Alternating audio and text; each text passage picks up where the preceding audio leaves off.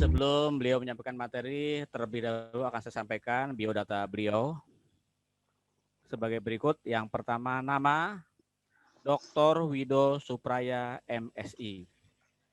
Tempat tanggal lahir Medan 29 April 1979. Keluarga beliau bersama satu orang istri dan sudah dikaruniai 4 orang anak. Alamat Perum Beji Permai, D9 Tanah Baru Beji, Kota Depok, Jawa Barat. Profesi beliau adalah sebagai dosen di SPS UIK Bogor, ya, yaitu Universitas Ibnu Khaldun Bogor, ya. Dan beliau telah menamatkan S3-nya di Pendidikan Islam SPS UIK Bogor. Dan dalam berorganisasi beliau juga aktif di MUI Pusat, kemudian PUI Pusat, kemudian BKS PPI Pusat, dan BKP RMI Pusat. Itu biodata beliau sudah saya sampaikan. Dan berikutnya saya persilahkan kepada Bapak Ustadz Dr. Wido Supraya MSI untuk menyampaikan materinya. Dipersilahkan, Pak.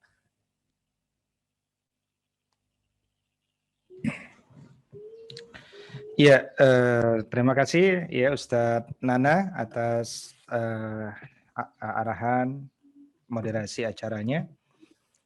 Yang kami hormati, yang kami cintai, dan yang kami banggakan, Ketua Imani dari Kabupaten Tubaba, Mesuji dan Waikanan, Al-Ustaz Al-Mukarram Saring Santoso, Ustadz Ben Hur, dan Ustadz Ahang pada khususnya. Mudah-mudahan Allah senantiasa berikan kesehatan, kekuatan, dan keistiqomahan dalam memimpin agenda-agenda dakwah di sana.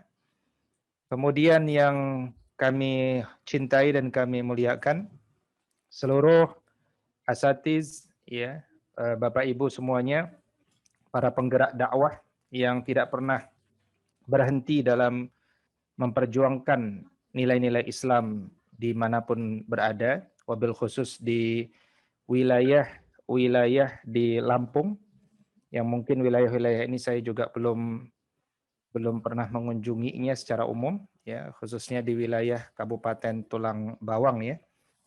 Uhayyikum jami'an bittahiyyatil islamil khalidah wa tahiyyatul islamis salam. Assalamualaikum warahmatullahi wabarakatuh. Waalaikumsalam warahmatullahi Alhamdulillahi wabarakatuh. rabbil alamin wa bihi nasta'inu ala umurid dunya waddin. Asyhadu an la ilaha illallah wa asyhadu anna Muhammad Rasulullah. Allahumma fasalli wa sallim wa barik ala sayyidina Muhammad sayyidil mursalin wa ala alihi wa sahbihi ajma'in, amma ba'du. Bapak Ibu yang saya hormati dan saya muliakan karena Allah Subhanahu wa taala, wabil khusus yang mengaktifkan kameranya, mudah-mudahan ditambahkan rezekinya, dan Bapak Ibu yang belum mampu untuk menyalakan videonya, mudah-mudahan juga senantiasa berada dalam kesehatan. Alhamdulillah, Allah ciptakan 12 bulan, ya, dalam standar waktu di dunia ini, sebagaimana Allah firmankan dalam kitabnya, Inna iddatas syuhuri indallahi 12 syahran fi kitabillahi yauma khalaqas samawati wal ard. Yang Nabi Muhammad SAW katakan bahwa di antara 12 bulan itu ada 4 bulan haram, Zulqa'dah, Zulhijjah, Muharram, dan Rajab Mudhar. Minha arba'atun hurum. Dan dari 12 bulan itu juga ada 1 bulan yang disebut sebagai bulan suci Ramadan, di mana bulan itu adalah bulan yang penuh ampunan, bulan yang penuh kemuliaan. Karena itu kemudian Bapak Ibu semuanya, pada kesempatan hari ini kita berusaha diskusi bersama-sama, saling berbagi, saling menguatkan, karena bukan tidak mungkin ya, Ramadan ini adalah Ramadan yang terakhir bagi kita. Dan seandainya dia Ramadan yang terakhir, mudah-mudahan dia menjadi Ramadan yang terbaik bagi kita semuanya. Dan karena itu Ramadan suka tidak suka, siap tidak siap, insya Allah kita pasti akan menemuinya.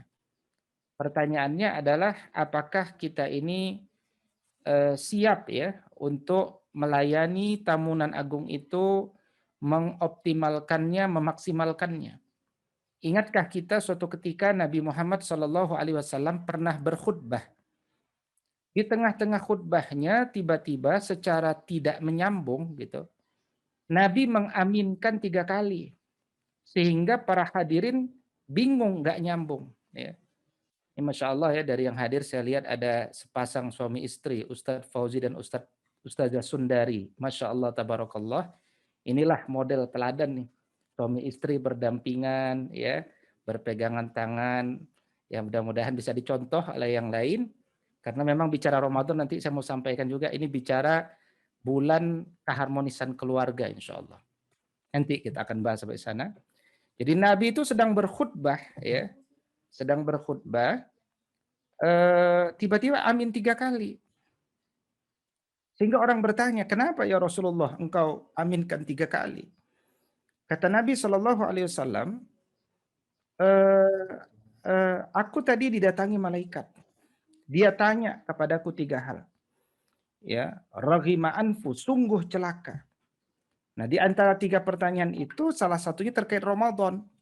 Ya, kata Nabi, sungguh celaka manusia yang diberikan kesempatan untuk dapat bertemu dengan bulan suci Ramadan, tapi dia tidak manfaatkan bulan ini untuk dapat masuk ke surganya Allah Subhanahu wa taala. Sungguh celaka.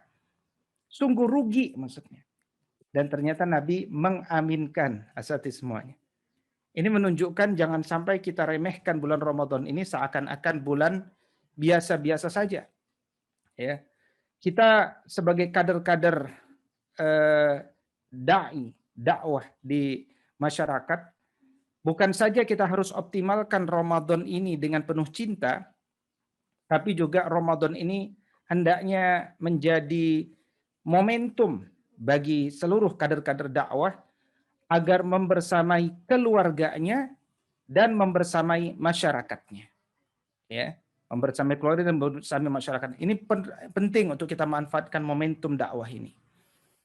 Suatu ketika Nabi SAW juga bersabda, Inna fil jannati baban yuqalu lahur rayyan. Sesungguhnya di jannah itu nanti ada satu pintu yang dinamakan pintu Ar-Rayyan. Yadkhulu minhu as-sha'imuna yaumal qiyamati la yadkhulu minhu ahadun ghairuhum.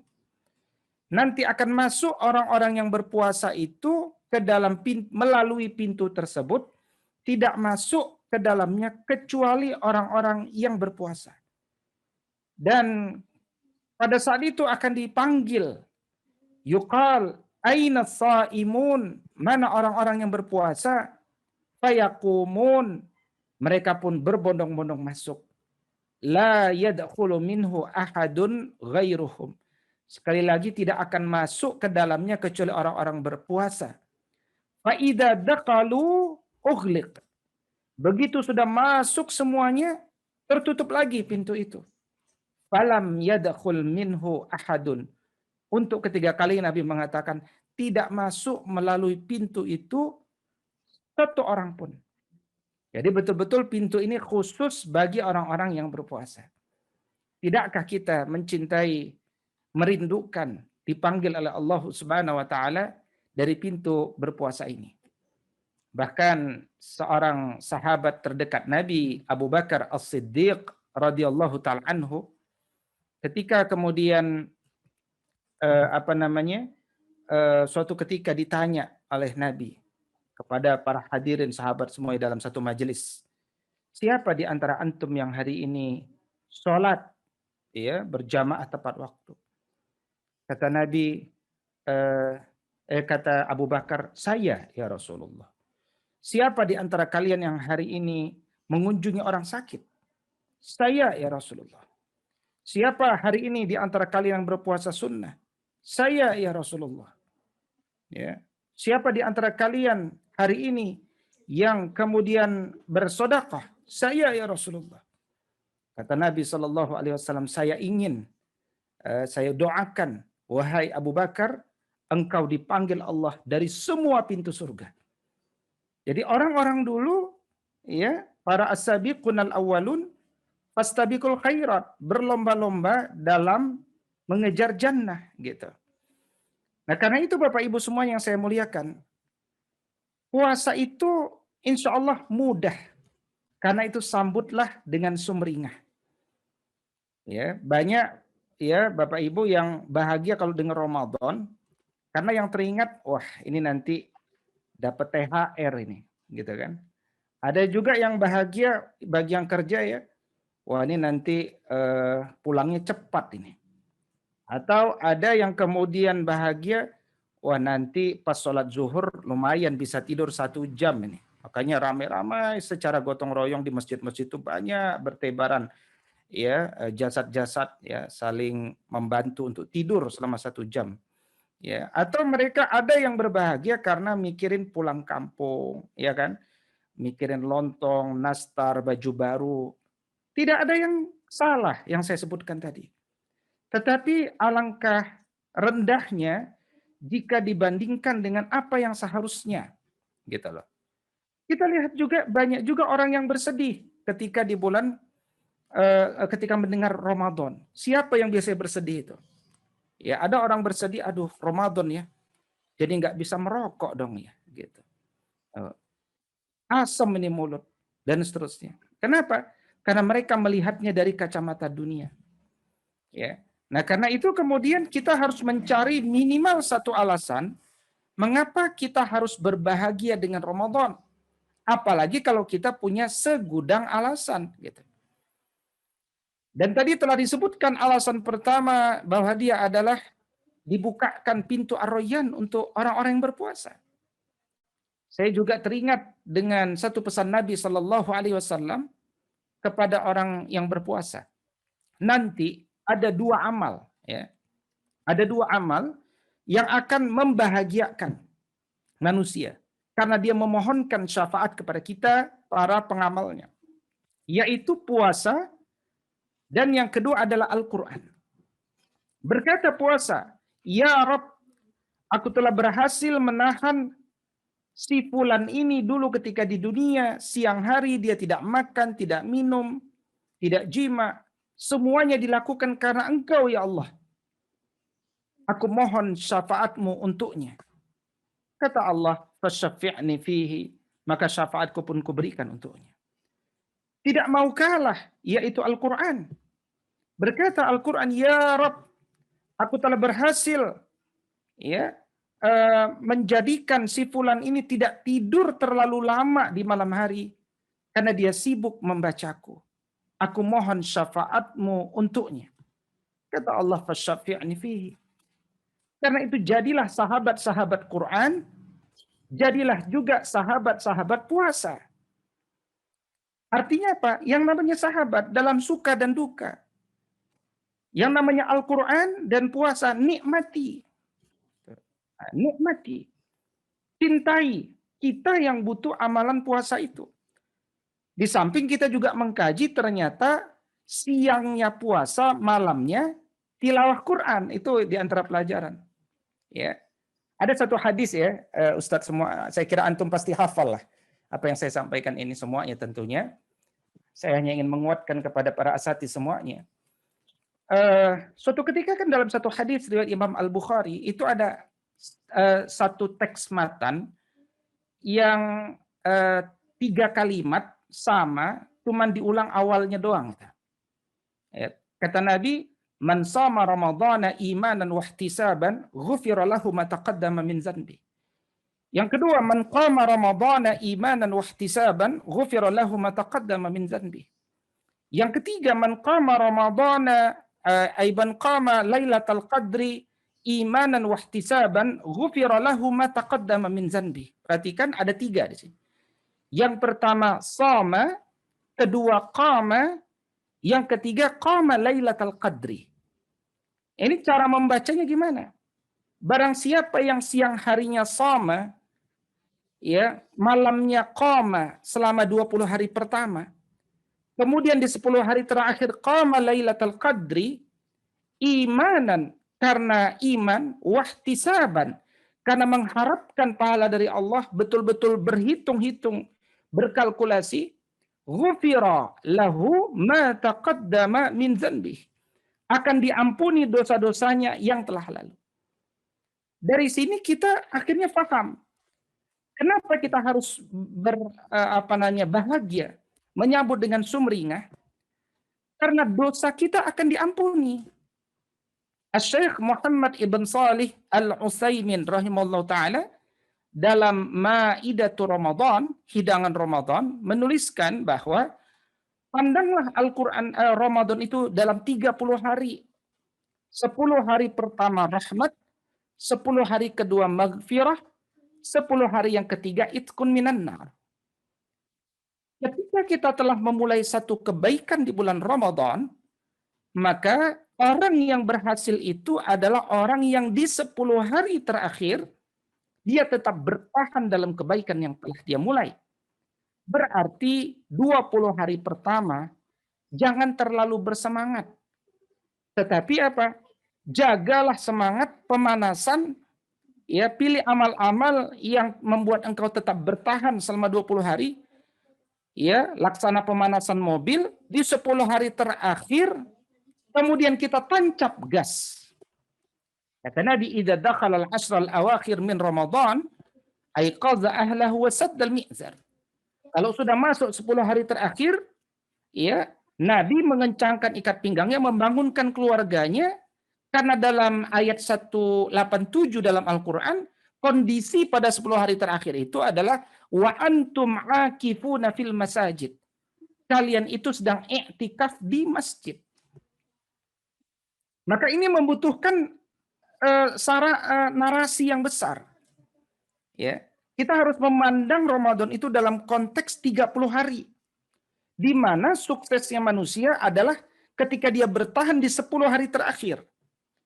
Bukankah bedanya Zulhijjah dengan Ramadan adalah Zulhijjah yang utama 10 hari pertama. Sementara Ramadan yang utama adalah 10 malam terakhir. Maka mereka yang memastikan dirinya di 10 malam terakhir, dia bisa i'tikaf di rumahnya Allah. Nah, ini adalah ciri di antara orang-orang sukses. Makanya ada seorang tetangga yang kemudian saya sudah sampaikan, Bapak, sudah nggak usah pikirin pulang kampung. Ini alhamdulillah, Presiden kita tahun ini melarang pulang kampung. Ditutup tuh beberapa tempat. Artinya, itu mendukung kita semuanya untuk itikaf di masjid. Ternyata tetangga kami ini, orang tua kami juga, ya, beliau tetap maksa, dia pun pulang. Walhasil di tengah jalan macet. Habis itu dia WhatsApp saya, "Ustadz, antum benar, ana jadi iktikaf di jalan tol ini," kata dia. Kenapa? Ya, karena dia nggak mengikuti kata kita. Saya sudah bilang kalau antum mau pulang kampung, Pak, hari pertama habis sholat itu lancar jalan tol. Ya, kita harus cerdas. Bulan Ramadan itu bukan bulan kita beli baju baru. Beli baju baru udah 2 bulan yang sebelumnya kalau mau murah. Kadang-kadang orang itikaf dia cari baju baru karena salah. Akhirnya apa? Muter-muter tawaf di mall gitu kan. Orang mencari malam Lailatul Qadar, ibu-ibu sibuk buat lontong sama nastar. Padahal ibu-ibu nggak ahli juga buat lontong kan. Udahlah, masalah lontong kasih sama tukang lontong. Kita nggak diciptakan untuk membuat lontong kok. Ya, kita diciptakan untuk apa? Untuk mengejar itu semuanya. Mengejar malam-malam penuh kemuliaan yang lebih baik dari 1000 bulan. Ya, 83 tahun 3 bulan. Gitu. Nah, karena itu, kalau orang sudah tahu kenapa dia harus bahagia, apalagi, nah ini menarik nih. Kata Nabi kan begini, dalam satu pesannya, kullu amali bani Adam yudha'aful hasanah asyru amsalihha ila 700 dha'fin. Ya. Setiap amal anak Adam dilipat gandakan kebaikannya. Ya, 10 kali hingga 700 kali lipat. Qala Allahu azza wa jalla. Berfirman Allah Subhanahu wa taala dalam hadis qudsi, illa saumi, kecuali puasa. Artinya apa kalau disebut kecuali puasa? Yang namanya puasa, amalnya bukan hanya 700 kali lipat. Lebih tinggi. Kenapa? Fa innahu li wa ana ajzi bihi. Karena yang tahu dia sedang berpuasa cuman aku, maka aku yang akan langsung membalasnya. Yada'u ta'amahu wa syahwatahu min ajli. Karena dia meninggalkan syahwatnya dan makannya betul-betul karena Allah. Tidak lagi karena manusia. Yang tahu dia betul-betul puasa Allah. Nah, kemudian pesan itu ditutup oleh Allah Subhanahu wa taala dengan kalimat kebahagiaan. Lisaimi farhatani yafrahuhuma. Bagi orang-orang yang berpuasa dia ada 2 kebahagiaan. 1 kebahagiaan di dunia, 2 kebahagiaan di akhirat. Ya. Kebahagiaan di dunia ini universal. Artinya siapapun yang berpuasa kalau dengar azan maghrib pasti bahagia. Ya. Makanya kalau antum dengar azan maghrib, ya pasti bahagia selama itu azan benar, bukan azan iklan. Ya, idza aftara fariha bi fitrihi. Ketika dia berbuka, dia bahagia dengan bukaannya. Tapi bukan itu yang paling utama. Ya, karena yang paling utama itu di akhirat. Ketika Allah mengatakan idza laqiya rabbahu fariha bisaumihi. Kalau nanti dia ketemu dengan Allah, dia baru sadar betapa keputusan terbaik dulu adalah dia berpuasa di bulan Ramadan. Makanya Bapak Ibu, kalau kita punya hutang-hutang puasa, ayo kita cicil mulai dari sekarang. Jangan sampai kita menjadi orang-orang yang menyesal. Ya. Bapak Ibu, kalau ada yang dari yang ingin saya sampaikan tadi, ada pertanyaan-pertanyaan, monggo dicicil, diketik di kolom chat, supaya nanti saya juga bisa menyesuaikannya. Nah, Bapak Ibu yang saya hormati, para asatidz yang mulia, bagaimana kemudian orang-orang dulu itu sudah menyiapkan Ramadan ini, bahkan 6 bulan sebelumnya. Bahkan 2 bulan sebelumnya mereka udah berdoa. Allahumma barik lana fi Sya'ban wa barik lana Ramadan. Ya, atau kemudian ditambahkan oleh para ulama, Allahumma barik lana fi Sya'ban wa ballighna Ramadan. Ya Allah, berkahilah kami di bulan Sya'ban dan sampaikanlah umur kami di bulan Ramadan. Begitu ya, begitu bersemangat, rindu betul mereka mengharapkan Ramadan itu. Sampai kemudian ketika datang bulan Ramadan, satu Ramadan itu ditandai dengan azan maghrib, mereka semuanya pun sujud syukur, masya Allah tabarakallah. Ya, karena itu Bapak Ibu semuanya asatidz sekalian, para kader dakwah dia adalah teladan di tengah masyarakat. Cara berpikirnya tentang Ramadan adalah cara berpikir yang akan dicontoh oleh masyarakat. Sampaikan, teladankan kepada masyarakat bahwa kita butuh persiapan 4 ini. Maka 4 persiapan harus kita kerjakan. Apa 4 persiapan yang dimaksud? 1, i'dad ruhi. Ya, persiapan jasad, persiapan jiwa. Yang kedua, i'dad akli, persiapan ilmu. Yang ketiga, i'dad jasadi, persiapan jasad. Yang keempat, i'dad mali, persiapan harta. Yang pertama, i'dad ruhi, persiapan jiwa. Itu yang tadi cukup panjang saya sampaikan di awal. Jiwa kita harus menyambut dengan benar karena alasan yang benar. Dan itu berawal dari keikhlasan. Ya, dia berawal dari keikhlasan. Ikhlasun niyah. Baru bicara mutaba'ah. Syurutu qubulil amal, syarat diterimanya amal ada 2 ini kan. Ya, ikhlasun niyah dan mutaba'ah. Ya, ikhlas niat dan mengikuti Nabi sallallahu alaihi wasallam. Ya, dan seseorang itu mendapatkan apa yang dia niatkan. Balasan pahalanya sedalam kedalaman keikhlasannya, kata Imam An-Nawawi dalam At-Tibyan. Yang kedua, i'dad akli, persiapan akal. Bulan Ramadan bukan bulan latihan. Kita tidak sedang latihan. Kita sedang berjihad sebenar-benar jihad. Jangan sampai di bulan Ramadan masih ada masyarakat di sekitar kita yang bertanya, hukum istinsyar, kumur-kumur, hukum mengecap makanan, itu apa? Hukum sikat gigi, apa? Hukum menyuntik di otot, ya, di masa COVID-19 ini, apa? Ya, dan seterusnya. Pertanyaan-pertanyaan itu harus selesai hari ini, karena masih ada waktu sekitar 9 hari lagi. Kenapa? Ya, laksana kita ini sedang mau berenang di kedalaman 3 meter, ya kan? Bukan belajar berenangnya ketika udah di kedalaman 3 meter, tenggelam. Kita nggak bisa melakukan apa-apa. Tapi sekaranglah sebenarnya kita belajar berenang itu, sehingga ketika 9 hari ke depan kita diminta diceburkan ke kolam 3 meter, kita tidak tenggelam.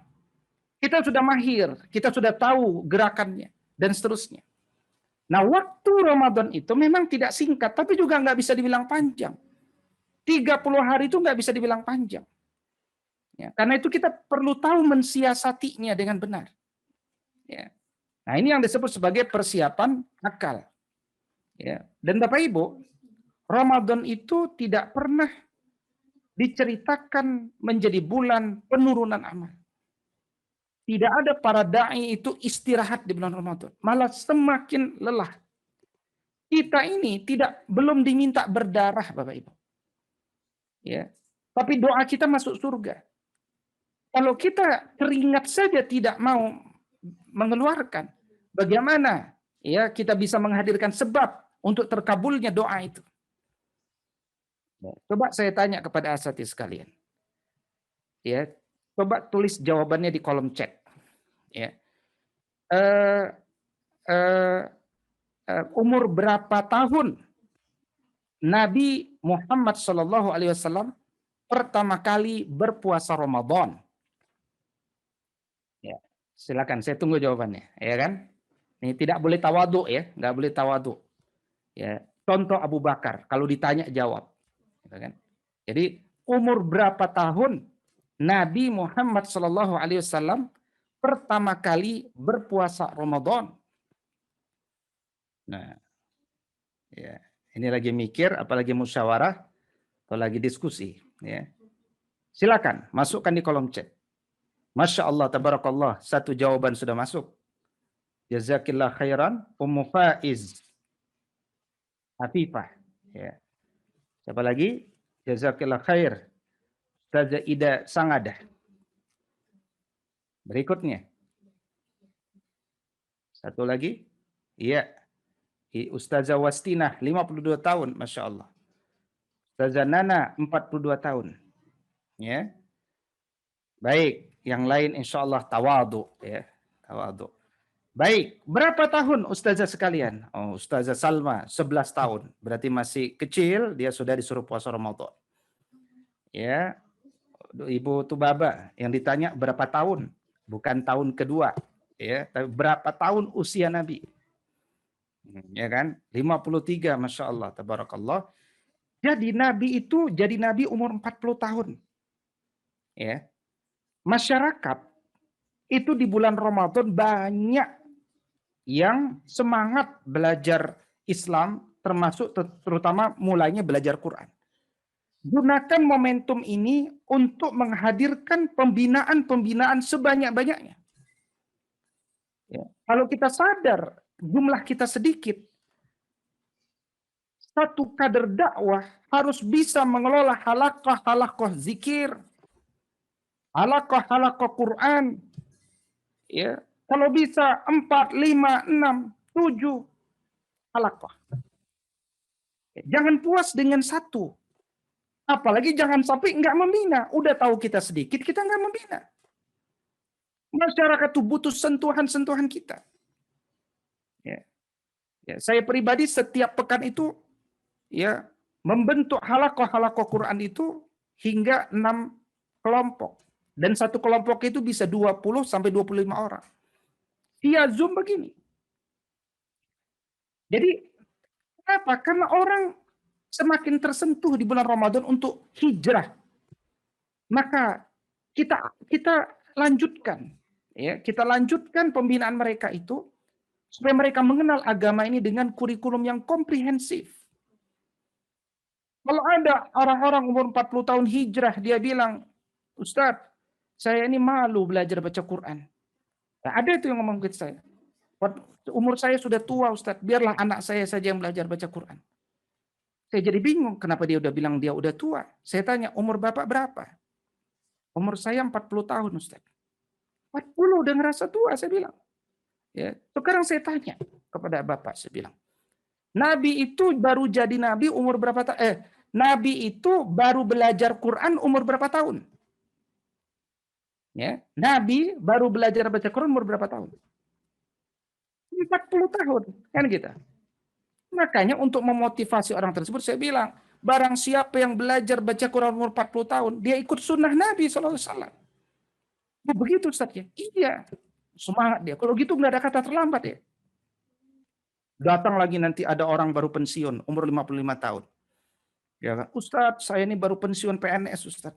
Nggak pernah belajar Islam. Saya pengen belajar agama ini. Tapi malu, Ustaz.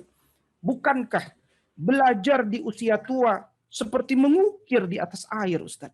Dia berpuisi. Mau belajar apa mau berpuisi? Saya bilang. Pak, kalimat Bapak itu, saya bilang, itu hadis apa pepatah? Pepatah, Ustaz. Bapak percaya pepatah apa hadis? Hadis lah, Ustaz.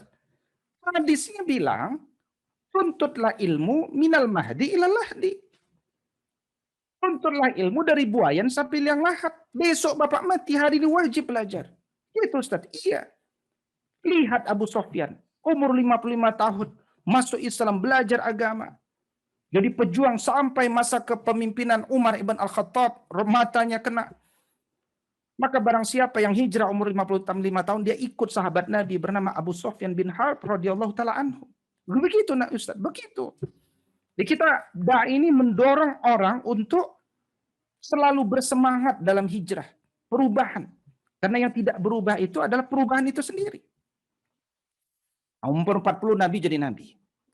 13 tahun lamanya Nabi dakwah, ya kan? Surat-surat Makkiyah. Sampailah Nabi di umur 53 tahun. 13 tahun itu dakwah.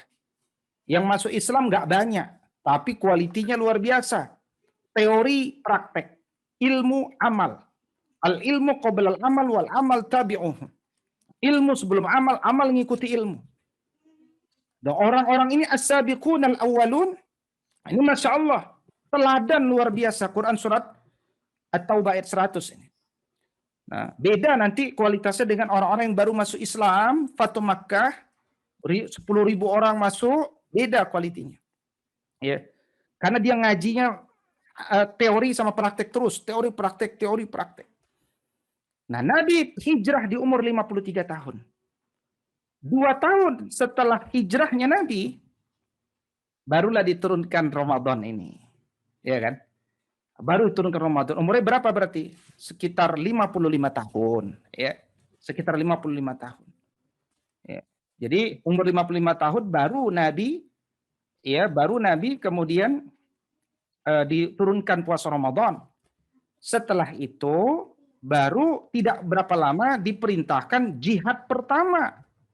Perang Badar Al-Kubra. Dan semenjak saat itu 62 ghazwah dan sariyah sampai wafatnya Nabi umur 63 tahun.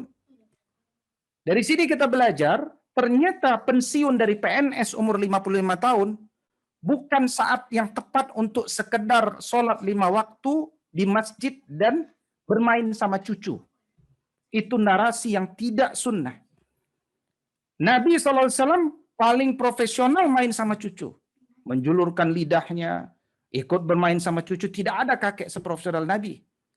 Dinaikin di atas kepalanya, ya kan? Nabi diam saja seperti seakan-akan Nabi turun wahyu. Ya. Nabi tidak segera sholat 5 waktu, tapi Nabi terbaik selalu jadi imam.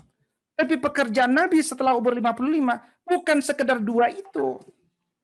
Justru pada saat itu Nabi diperintahkan jihad, jihad, jihad. Makin sehat. Tidak ada yang mengenal post power syndrome. Tidak ada merasa aku tidak dihargai dan tidak dihormati. Tidak mendapatkan pengakuan. Justru banyak berbagi pada saat itu. Sehat, orang sehat itu karena banyak berbagi. Orang sakit karena kesulitan mencari siapa yang memperhatikan dirinya. Nanti umur 59 Nabi diperintahkan umroh pertama, 60 umroh kedua, 61 umroh ketiga, hajinya Nabi haji satu-satunya. Yaitu umur 62 tahun sekaligus umroh keempat. Ini menunjukkan bahwa Nabi terus-menerus bertambah sehat setelah umur 55 tahun. Membangun masjid, membangun ukhuwah, membangun ekonomi, pasar atau bazar, membangun politik Islam, ya, membangun negara, membangun konstitusi. Masya Allah. Itu pekerjaan-pekerjaan yang penuh hikmah. Makanya semakin tua kader-kader dakwah itu semakin punya hikmah. Karena anak muda punya semangat, tapi hikmahnya kurang. Orang-orang tua hikmahnya tinggi, tapi namanya jasad nggak bisa bohong. Lama-lama melayu, melemah. Disitulah pentingnya bergabung hikmatus syuyukh fi hamasyatis syabab. Hikmahnya orang-orang tua dengan semangatnya orang-orang muda, ngumpul. Ya. Maka orang-orang tua dia punya banyak kreativitas.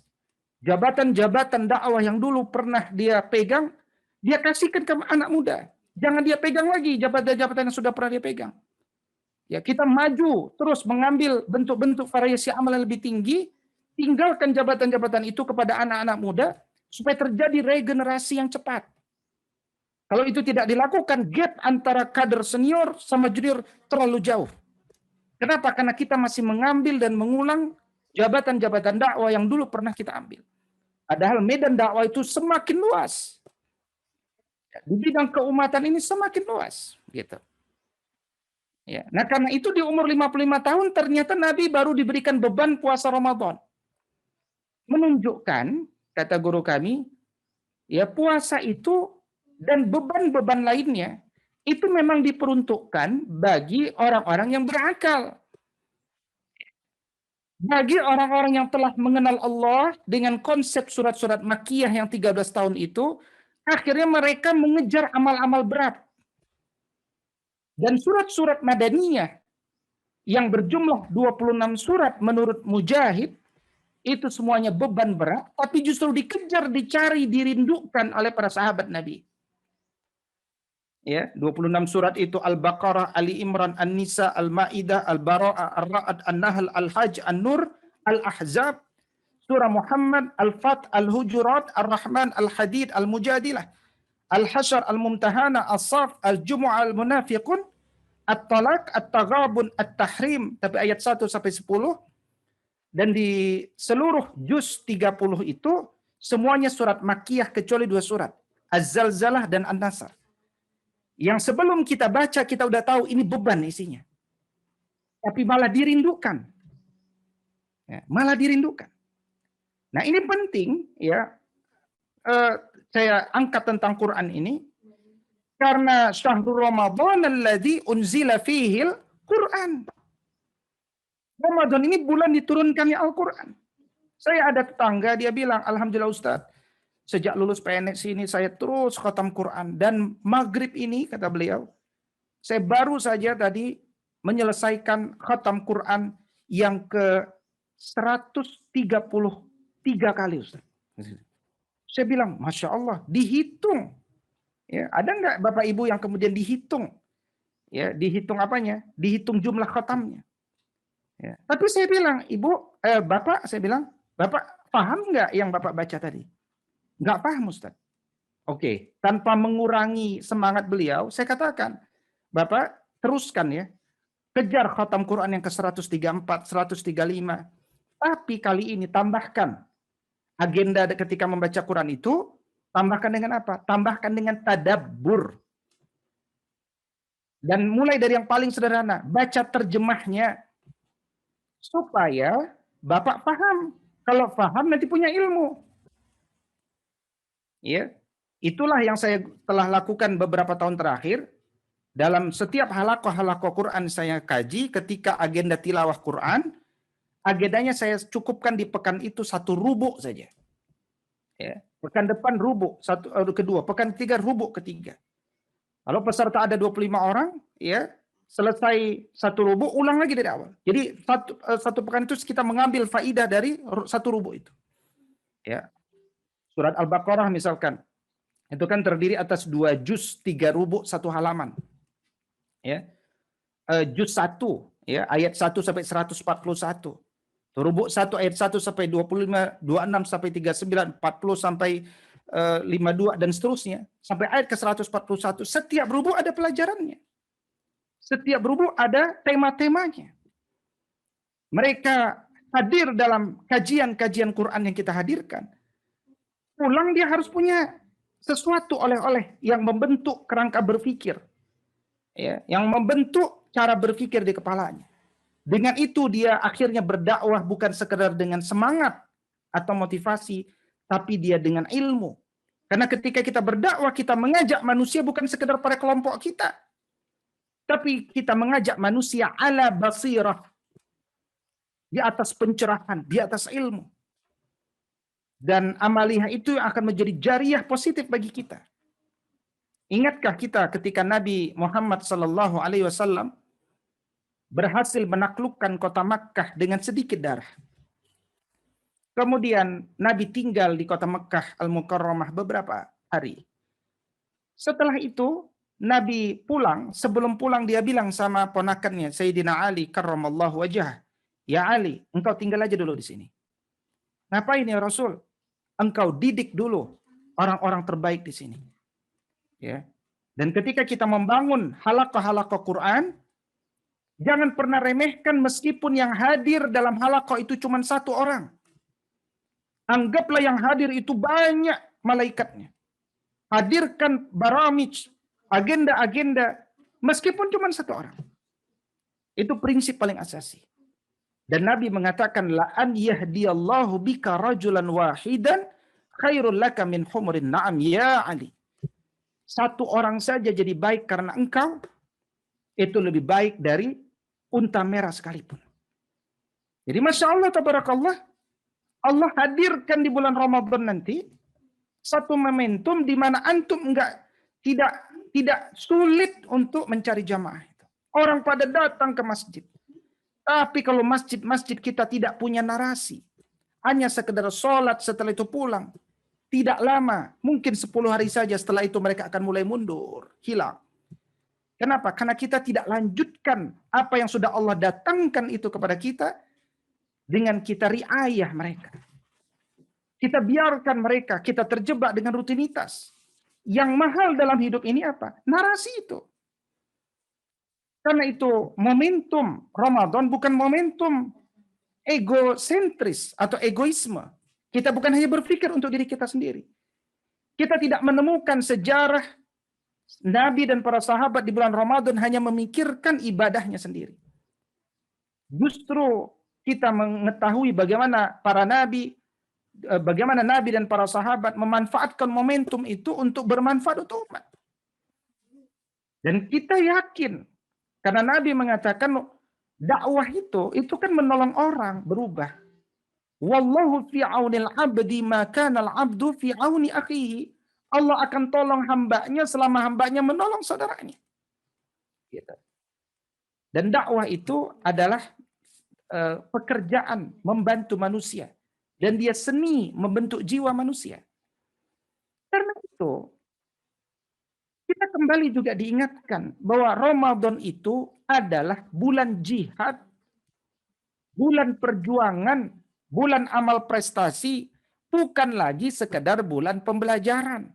Kita bukan sedang belajar di bulan Ramadan.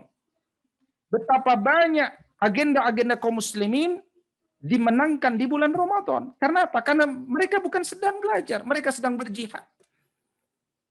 Ya, baru saja umur 55 tahun tadi Nabi puasa, enggak lama didatangkan skenario ya Badr Al-Kubra. Penaklukan Fatu Mekah. Ya, penaklukan Konstantinopel, pembebasan Negara Kesatuan Republik Indonesia, proklamasi ini dilakukan 9 Ramadan. Coba kalau kita ngikuti sebagian orang, udahlah nanti aja proklamasinya 1 Syawal, kita puasa dulu. Enggak ada. Ya, karena kita tahu kebaikan ketika dilakukan di bulan Ramadan dilipat gandakan, membebaskan negeri dari penjajahan itu kebaikan, jangan ditunda. Kalau dilakukan di bulan Syawal beda pahalanya dengan dilakukan di bulan Ramadan. Karena itu sekali lagi lakukanlah social engineering, rekayasa sosial dengan momentum Ramadan. Ini saat yang paling tepat untuk mereview ulang, ya, apalagi umat yang sudah terpecah-pecah dengan politik ini, saatnya kita satukan di bulan Ramadan ini. Ya, kita disatukan dengan pandemi COVID-19, dengan kesatuan persoalan, kesatuan permasalahan. Tahun politik masih panjang. Tapi kalau kita sudah hadirkan persatuan hari ini, ya, dimotori oleh para asati semuanya, persatuan itu akan melahirkan kekuatan. Tapi jangan bicara persatuan kalau tidak ada ukhuwah. Jangan bicara ukhuwah kalau tidak ada cinta. Ketika kita mampu mencintai siapapun yang mencintai Allah dan Rasul-Nya, meskipun berbeda partai, berbeda ormas, disitulah kemudian kita mampu menghadirkan inklusivitas. Dan pada saat itulah ya guru-guru agama, kader-kader dakwah, dia mampu diterima. Kenapa? Karena kalimat-kalimatnya adalah kalimat-kalimat keumatan.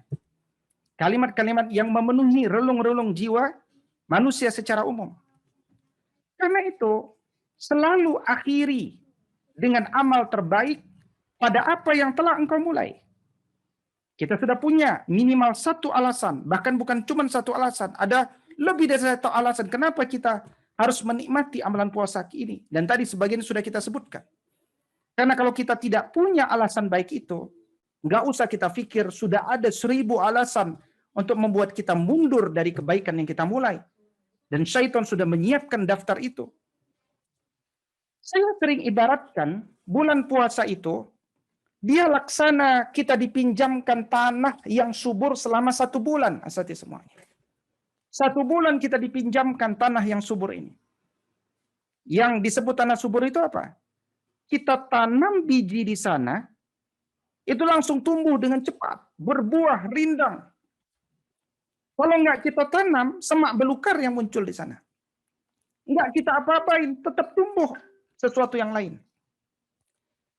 Itu ilustrasi bahwa amalan di bulan puasa dilipat gandakan pahalanya. Tapi 1 hari kan cuma 24 jam. Ramadan juga nggak bisa diperpanjang, nggak bisa dipercepat. 29 atau 30 hari. Karena itu, think about plant. Perhatikan tanaman apa yang terbaik. Choose the best varieties. Kita nggak bisa menanam semua tanaman. Karena al-waktu indana juz'un minal karena wajibatuna aktsaru minal awqat. Kewajiban kita lebih banyak ya daripada waktu yang tersisa. Karena itu kita pilih amal-amal unggulan. Sekaligus kita sandingkan dengan social engineering. Agar Ramadan yang kita hadirkan itu menghadirkan cinta bersama masyarakat. Minimal ada 10 tawaran tanaman unggulan yang baik untuk kita jadikan sebagai benih-benih terbaik di bulan Ramadan itu. Apa saja 10 tanaman itu? Tanaman yang pertama adalah akhirkan sahur. Ya. Akhirkan sahur. Kita ingat pesan Nabi Shallallahu Alaihi Wasallam, tasahharu fa inna fis sahuri barakatan. Sahurlah kalian karena di dalam sahur itu ada keberkahan. Pertanyaannya apa yang dimaksud keberkahan itu? Saya mikir-mikir apa yang disebut keberkahan itu. Ternyata di antaranya saya kira keberkahan itu adalah ya minimal ada 2 ya. Minimal ada 2. Keberkahan yang pertama adalah keberkahan waktu, Bapak Ibu semuanya. Keberkahan waktu. Kenapa? Karena di bulan Ramadan itu Allah menyiapkan satu waktu yang luar biasa. Ya, waktu itu disebut sebagai waktu sahur. Kalau kita perhatikan Quran surat Ali Imran ya ayat ke-17, Allah katakan wal mustaghfirina bil ashar, ya. Dan orang-orang memohon ampun kepada Allah di waktu sahur. Berarti waktu sahur itu waktu yang terbaik untuk beristighfar kepada Allah. Waktu yang terbaik untuk memohon ampun kepada Allah. Pertanyaan saya, ketika kita beristighfar kepada Allah, kita sambil menangis atau kemudian sambil ya, kita sambil menangis atau kemudian sambil tertawa, ya. Kita sambil menangis atau sambil tertawa. Tentu sambil menangis itu ketika beristighfar itu. Nah, waktu untuk beristighfar kepada Allah yang betul-betul waktu itu terbatas, ya. Menurut sebagian ulama, waktu itu tidak panjang. Dia sekitar 20 menit sebelum azan pertama. Karena subuh itu ada 2 kali azan, azannya Bilal dan azannya Abdullah ibn Umi Maktum. Sekitar 20 menit sebelum azan pertama itulah yang sering disebut waktu imsak di azan pertama itu, dan pada saat itu adalah waktu yang terbaik bagi kita untuk berhenti makan. Tapi 20 menit sebelum waktu imsak itu, dia adalah waktu yang terbaik untuk berdoa, beristighfar kepada Allah. Itu namanya keberkahan. Ya. Nah, keberkahan yang kedua adalah karena kalau di kota-kota besar, metropolitan, saya tidak tahu kalau di Tulang Bawang, ya, saya kira tidak terjadi di sana. Bagaimana banyak keluarga-keluarga yang 11 bulan jarang bisa makan bersama, Bapak Ibu.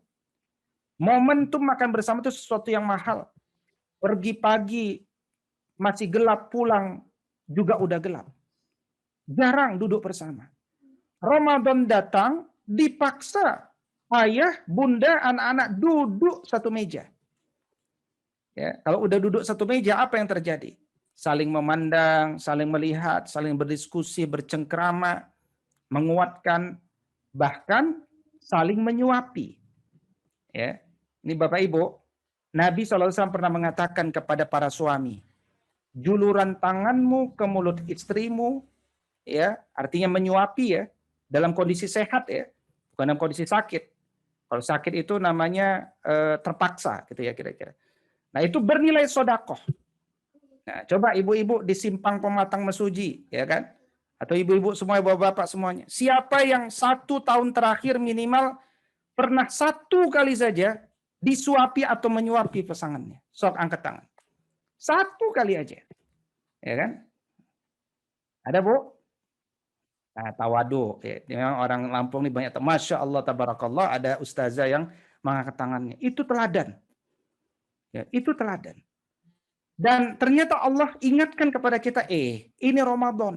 Ramadan itu kuatkan ya komunikasi di antara kalian. Kita mau bicara dakwah, kita masih punya masalah komunikasi dengan istri atau suami kita. Ya, coba lihat Bapak Ibu, rangkaian ayat puasa kan hanya ada di ayat 183 sampai 187 atau 188 itu dampak dari puasa.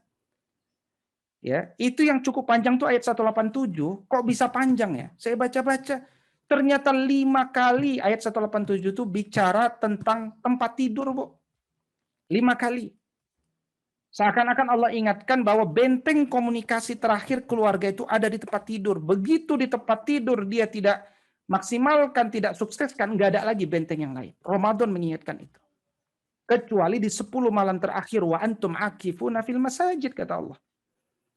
Ya, saya bingung ada keluarga-keluarga yang dia belum mengenal istrinya, nggak bisa mengenal istrinya, tidak tahu istrinya, tapi anaknya bisa 8, bisa 9. Itu saya bingung. Ya. Berarti tidak terjadi komunikasi. Berarti antum mendapatkan sesuatu yang antum inginkan, istri antum tidak dibantu untuk mendapatkan sesuatu yang diinginkan, itu persoalan. Sampai ke situ tuh, bicara Ramadan ayat 187 kira-kira tadaburnya. Nah, maka kita lihat ketika di waktu sahur itu, ternyata orang-orang diminta untuk duduk melingkar di meja makan atau di bawah, saling menyuapi, ngobrol, berdoa kepada Allah, itu berkah namanya. Tapi banyak orang-orang yang kemudian tidak malah menguatkan apa yang Allah kondisikan ini, akhirnya misalkan mereka nyalakan televisi. Ketika kita nyalakan televisi, Bapak Ibu, mohon maaf, coba cari ya channel mana yang membuat orang menangis pada saat itu. Saya kira agak sulit karena rata-rata channel di waktu itu semuanya channel tertawa, hadiah, bahagia. Maka kalau itu kita lakukan di bulan Ramadan, menurut hemat kami, kita telah mengubah pengkondisian dari Allah yang tadinya harusnya waktu itu khusyuk, merenung, menangis, muhasabah, akhirnya kita menjadi tertawa-tawa. Berarti kita telah mengubah pengkondisian dari Allah. Yang kedua, akhirnya yang tadinya melingkar, semuanya menghadap ke televisi. Hilanglah apa yang telah Allah bangun bagi keluarga-keluarga kita. Ya, ini yang kedua. Maka bicara sahur itu bukan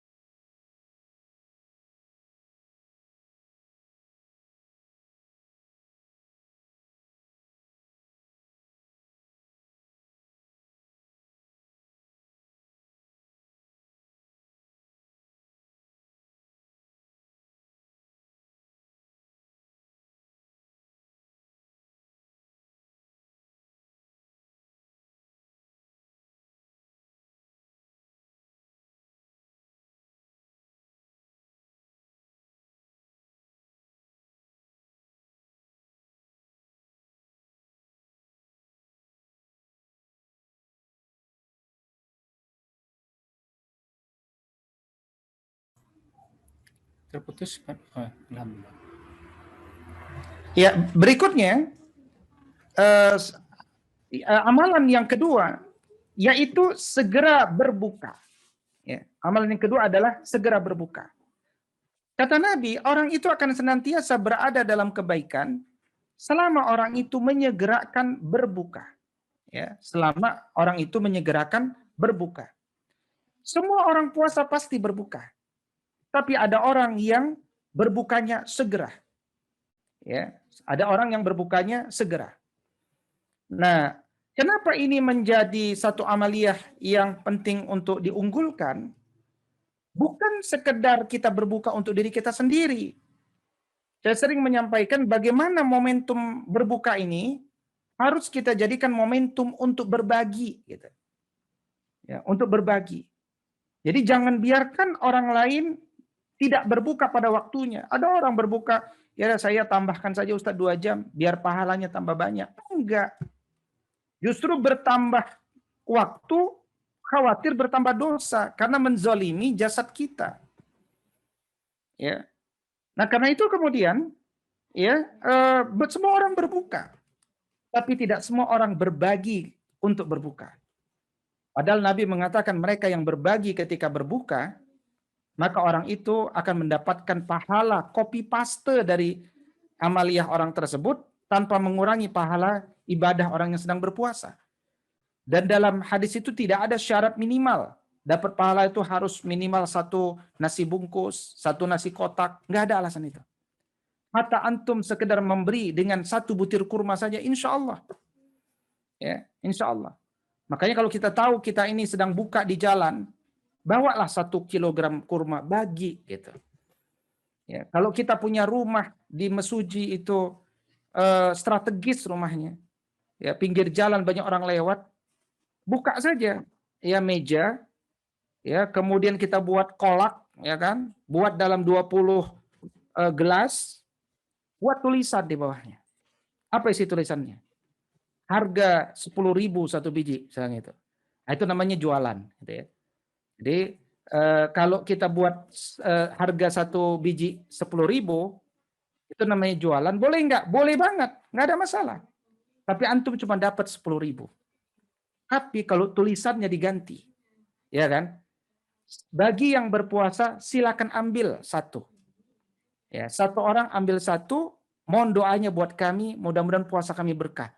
Bapak Ibu bukan hanya dapat 10.000. Bapak Ibu dapat langsung dari Allah Subhanahu wa taala.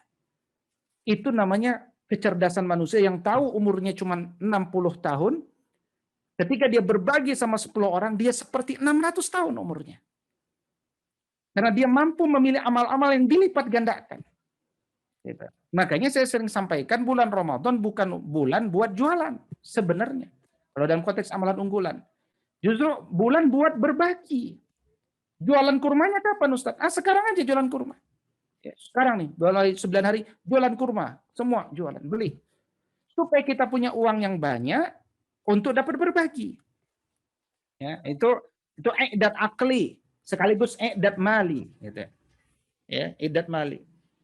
Ya. Nah, kemudian ya segera berbuka. Yang ketiga, menikmati berdiri di waktu malam. Ya, menikmati berdiri di waktu malam. Ini penting saya sampaikan, garis bawahi kosakata menikmati berdiri. Karena kata para ulama, baca Quran itu yang paling bagus di malam hari. Murojaah paling bagus ketika qiyam. Makanya qiyamul lail itu sering disebut qiyam ma'al Quran. Dia berdiri bersama Al-Quran. Makanya ketika kita sedang sholat sunnah, baik sendiri maupun bersama imam, boleh kok kita pegang Quran. Kita lihat Quran. Ya, apalagi yang imamnya katakan satu malam 3 juz. Ya, antum nggak ngerti bahasa Arab, antum ya berjam-jam itu ngapain berdiri? Kecuali bengong kan, nggak tahu ngapain gitu ya. Ya kecuali imamnya suaranya bagus. Nah, paling nikmati suara imam gitu kan. Tapi bagaimana kalau udah 1 jam 2 jam sholat suara imamnya nggak bagus juga? Apa yang mau antum nikmati? Ya. Nah karena itu kemudian kalau antum pegang Quran, antum bisa memurojaah, mentadaburi, tilawah, membaca. Makanya yang disebut qiyam ma'al Quran itu adalah berdirinya. Menikmati berdirinya. Bukan sibuk mengejar jumlah rakaatnya. Nah ini banyak orang-orang sibuk berbicara masalah 8 rakaat, 21 rakaat, 30 rakaat. Ya, tapi pengennya 8 rakaatnya 15 menit. Ya, 21 rakaatnya pengennya 10 menit. Kita keliru. Kita mengambil sunnah Nabi itu hanya tidak komprehensif. Nabi bicara 8 rakaat, itu bicara 8 rakaat ini Nabi yang sunnah juga lamanya. 1 rakaat itu bisa sampai 3 surat. Al-Baqarah, An-Nisa, Ali Imran. Jadi Nabi itu membaca Al-Baqarah, bukan langsung Ali Imran. An-Nisa, kemudian Ali Imran. Itu rakaat pertama. Itu sunnah. Kalau kita ingin katakan bahwa sunnah itu secara lengkap, bukan hanya sekedar jumlah rakaat. Ini kadang-kadang umat Islam bicara sunnah itu pada jumlah saja, bukan pada quality. Hanya quantity pada quality. Kalau ditanya sunnah menikah berapa? Lagi-lagi bukan quality, quantity kan. Sunnah menikah 4 Ustadz. Kayak gitu kan. Kata siapa sunnah menikah 4? Ya, antum nggak pernah bicara quality menikah 4. Quality menikah 1 saja masih tawadu, suap-suapan. Ya kan? Apalagi mau nikah 4. Ulama itu mengatakan sunnah menikah itu 1, bukan 4. Terus boleh nikah 3 lagi? Boleh, namanya exit door, jalan keluar. Buahnya harus tarbiyah. Syaratnya antum harus sudah terbiasa menyuapi istri pertama. Ngasih fasilitas yang enak dengan istri pertama, kasih mobil, kasih apa.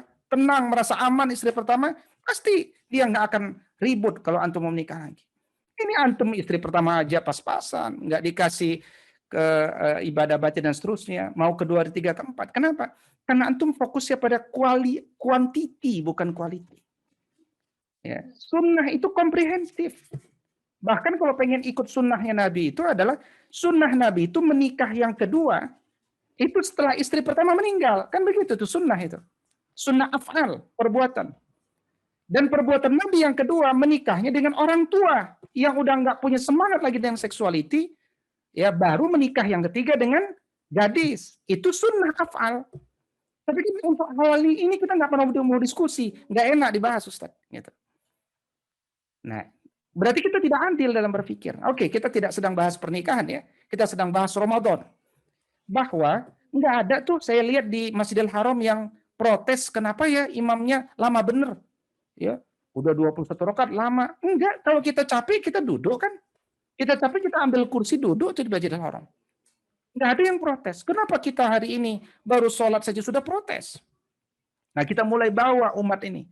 Harus ada di Mesuji, di Tulang Bawang, satu masjid yang dijadikan masjid model.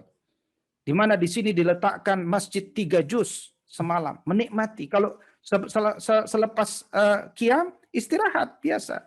Ya, jadi ini satu sunnah hasanah yang baik.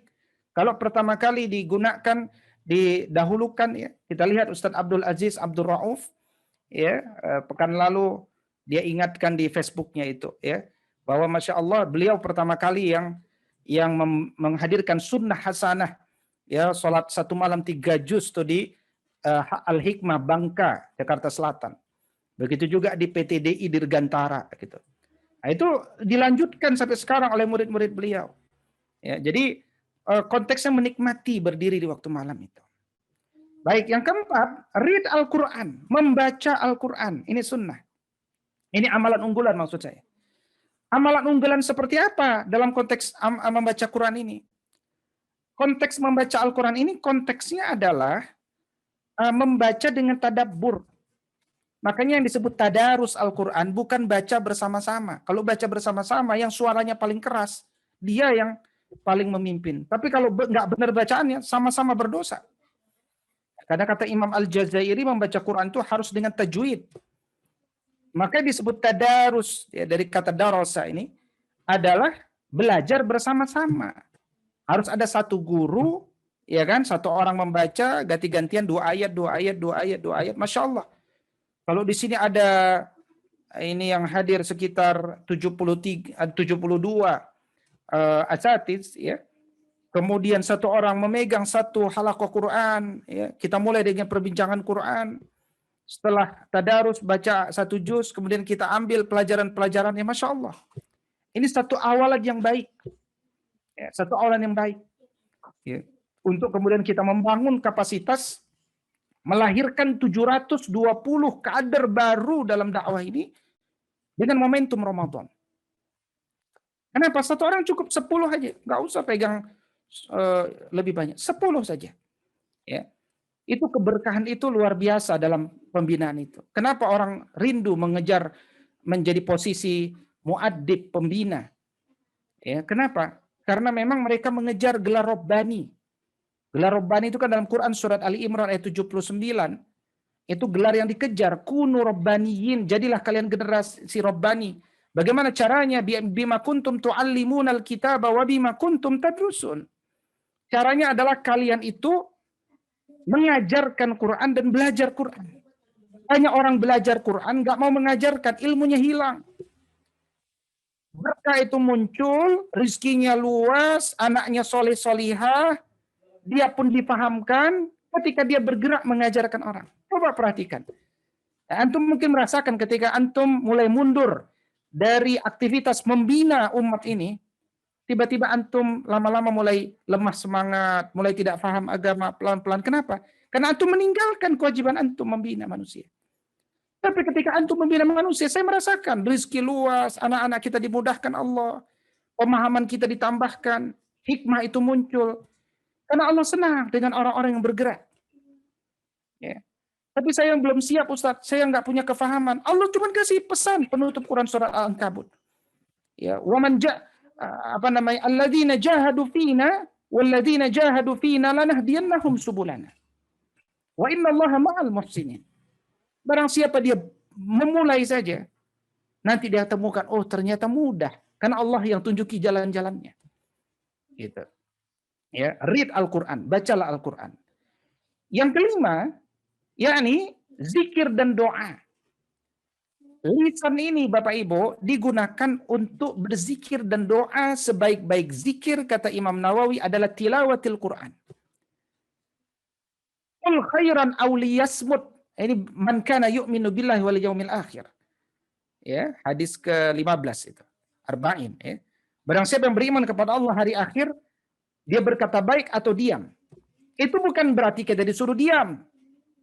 Ya, memang kalau orang tidak memprogram, tidak memikirkan kata-katanya sebelum diluncurkan, kata Imam An-Nawawi, ya, atau kata Imam Ibn Hibban juga mengatakan banyak orang menyesal karena dia banyak berbicara. Maksudnya orang yang berbicara tidak terprogram. Kader-kader dakwah, kader-kader umat itu ketika berbicara dia terstruktur, ilmiah, jelas, kalimatnya bernas, benar, tepat pada waktunya, mencerahkan, menguatkan, memotivasi, menyatukan. Dan dia tidak pernah menyesal dengan kalimat-kalimat itu. Bahkan setiap kalimat dia ucapkan, dia berharap kebaikan yang banyak. Dan dia berdoa, mudah-mudahan menjadi buah ibadah. Rabbana taqabbal minna, innaka antas sami'ul alim. Ya Allah, terimalah amalan lisan kami. Kenapa? Karena lisan ini diciptakan ada lidah, disuruh bicara. Dan perbincangan yang baik adalah mengajak manusia ke jalan Allah. Quran surat Fussilat. وَمَنْ أَحْسَنُ قَوْلًا مِمَّنْ دَعَا إِلَى اللَّهِ وَعَمِلَ صَالِحًا. Gak ada lagi kata-kata yang paling baik kecuali dakwah. Maka kalimat yang lain selain dakwah apa? Zikir, doa, salawat. Memperbanyak salawat kepada Nabi. Masya Allah, Allah akan berikan kemudahan untuk kita. Ya. Nah ini adalah program unggulan di bulan Ramadan. Berikutnya ziswaf. Zakat, infak, sedekah, wakaf. Udah zakat Ustaz. Zakat apa? Zakat fitrah Ustaz. Bukan zakat fitrah maksudnya. Zakat fitrah itu bukan zakat, itu amaliyah penyempurna diterimanya puasa Ramadan. Zakat yang dimaksud zakat profesi, zakat emas, zakat perniagaan, zakat pertanian, zakat perdagangan. Bahkan sebagian ulama mengatakan demikian mulianya Ramadan sampai kemudian meskipun belum sampai haul dan nisabnya, kalau masih panjang bisa ditarik mundur supaya keluarnya di bulan Ramadan. Sampai seperti itu tuh oleh para ulama, sebagian ulama gitu ya. Baik, berikutnya memperbanyak amal soleh. Amal soleh itu apa? Amal soleh itu adalah amalan yang bisa diawali dengan basmalah. Itu amal soleh. Nabi mengatakan kalau amalan itu tidak bisa diawali dengan basmalah, terputus dari keberkahan. Ya, terputus dari keberkahan. Contoh, kalau kita pakai dalil ini ya, saya mau nanya kepada Bapak Ibu semuanya, apakah hukum merokok? Kenapa kader-kader umat itu banyak yang tidak merokok? Sederhana, kalau ditanya hukumnya apa? Ada yang bilang haram, ada yang bilang makruh. Tapi saya nggak ketemu ada yang bilang halal atau sunnah. Ya kan? Mungkin kita bisa bertengkar gara-gara masalah ini halal atau haram. Tapi kalau saya pakai kaidah yang tadi, bisakah amal itu diawali dengan basmalah? Insya Allah mudah. Ya. Contoh, bisa nggak Bapak Ibu ngerokok baca bismillah? Ya, misalkan ini rokok ya, kita merokok. Bismillahirrahmanirrahim. Merokok kan? Habis merokok balik dibilang Alhamdulillahirabbil alamin. Kalau cocok dia amal soleh, sederhana, nggak usah bertengkar. Tapi kalau dia tidak bisa diawali dengan basmalah, hati-hati. Amalia yang tidak bisa diawali dengan basmalah, mungkin dia haram. Minimal dia makruh. Nah kalau dia makruh atau mubah sekalipun, mubah itu nggak ada manfaatnya. Apa kata Nabi Shallallahu Alaihi Wasallam? Min husni islamil mar'i tarkuhu ma la ya'nihi. Di antara bagusnya keislaman seseorang, dia meninggalkan apa yang tidak bermanfaat baginya. Masya Allah. Islam itu membangun kerangka berpikir yang luar biasa. Di samping itulah rahasia, kata Imam Al-Alusi, kenapa dari 6.236 ayat Bismillahirrahmanirrahim pertama di tertibnya. Kenapa dari 77.439 kata, 340.740 huruf, 19 huruf pertama adalah Bismillahirrahmanirrahim. Kata Imam Al-Alusi, ini ada kaitannya dengan Quran surat Al-Mudatsir, alaiha tis'ata asyar. Neraka Jahannam itu dijaga oleh 19 malaikat Zabaniyah. Malaikat itu 19 malaikat itu bertambah kuat dengan 19 huruf. Dan barang siapa yang selalu mengawali kalimatnya dengan 19 huruf, ya, maka dia tidak akan ketemu dengan 19 malaikat zabaniyah. Ya, karena ahlul hisab, ya, tadi pagi Profesor Dr. Didin Hafiduddin dalam kuliah pekanan kami, beliau menyampaikan perokok itu ahlun nar, kata beliau. Kenapa? Karena mencari api di surga tuh nggak ketemu. Carinya nanti kan apinya tuh di neraka gitu. Nah, karena itu guyonan ya. Jadi bagaimana kemudian kita mampu melihat sesuatu itu dengan cara pandang basmalah. Kalau sesuatu bisa diawali dengan basmalah, pasti bisa diakhiri dengan hamdalah. Pasti bisa diperkaya dengan tasbih, tahmid, tahlil, takbir.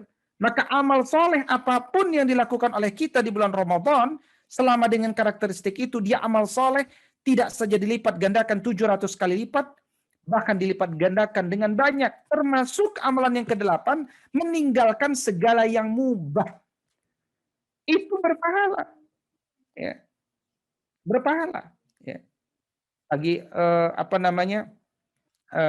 ada banyak contoh lah di sini. Tapi karena waktu kita tinggal 2 menit lagi, saya kira amalan yang ke-9 yaitu berdiam di masjid, i'tikaf di masjid.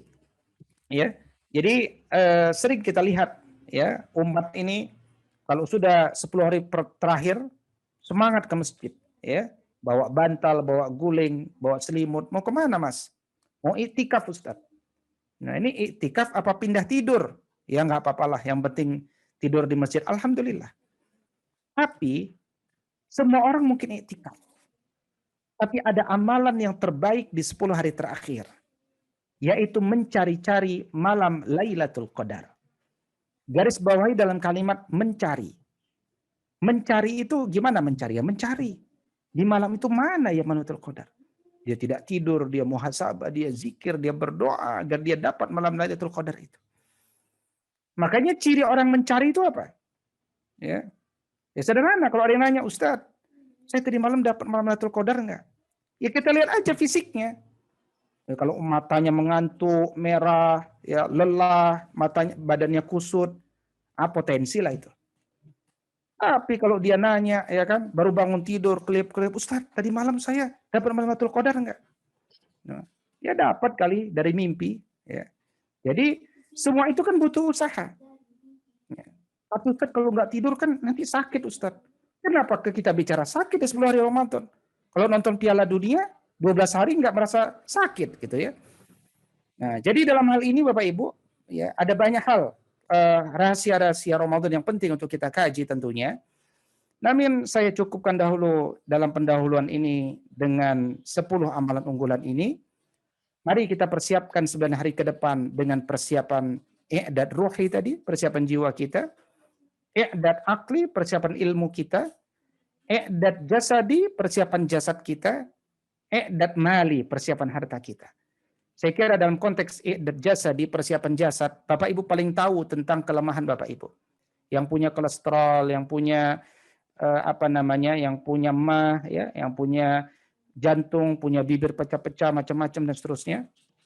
Ya, Bapak Ibu paling tahu apa pantangan selama ini. Nah, pastikan Bapak Ibu, ketika masuk bulan Ramadan 1 Syawal, kondisi kita dalam kondisi paripurna. Yang diminta berpuasa itu fisik kita.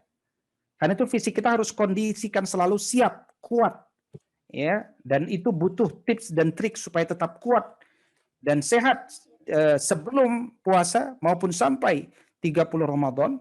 Mudah-mudahan Allah sampaikan umur Bapak Ibu semuanya bertemu dengan bulan Ramadan, bahkan sampai ketemu 1 Syawal, digugurkan seluruh dosa-dosa kita sebagaimana pesan Nabi, al-jum'ah ilal jum'ah wa ramadhanu ila ramadan mukaffiratu bainahunna majtunibatil kaba'ir. Aqulu qawli hadza wa astaghfirullah li wa lakum. Wallahu muwaffiq ila aqwamit thariq. Assalamualaikum warahmatullahi wabarakatuh. Waalaikumsalam warahmatullahi wabarakatuh. Terima kasih Pak Ustadz. Jazakallah khairan kasiran atas penyampaian materi yang telah disampaikan dengan topik 10 amalan unggulan di bulan Ramadan. Dan sekarang masih ada waktu untuk sesi tanya jawab. Maka dipersilakan pada hadirin semuanya dengan raise hand yang mau bertanya. Ya, dipersilakan. Silakan angkat tangannya, kasih kode untuk mengajukan pertanyaan.